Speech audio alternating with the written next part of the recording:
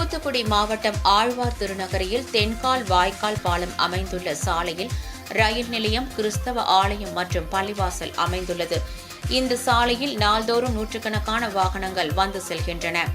நவ திருப்பதி கோவில்களில் ஒன்றான ஆழ்வார் திருநகரி ஆதிநாதர் கோவிலுக்கு ரயிலில் வந்து செல்லும் பக்தர்களும் இந்த பாலத்தை கடந்து செல்கின்றனர்.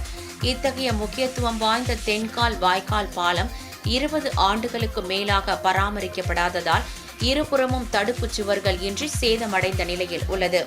எனவே சேதமடைந்த பாலத்தை விரிவுபடுத்தி சீரமைக்க வேண்டும் என்று 20 ஆண்டுகளுக்கு மேலாக பொதுமக்கள் கோரிக்கை விடுத்து வந்த நிலையில் புதிய பாலம் கட்டுவதற்காக 6 மாதங்களுக்கு முன்பு அடிக்கல் நாட்டப்பட்டது. ஆனால் தொடர் நடவடிக்கைகள் இல்லாததால் பால கட்டுமான பணிகள் கிடப்பில் போடப்பட்டுள்ளது. தற்போது மழைக்காலம் தொடங்கியுள்ள நிலையில் வாய்க்காலில் தண்ணீர் வரத்து அதிகரித்துள்ளது. எனவே தென்கால் வாய்க்கால் பால கட்டுமான பணிகளை உடனடியாக தொடங்க வேண்டும் என்று அரசுக்கு பொதுமக்கள் கோரிக்கை விடுத்துள்ளனர்.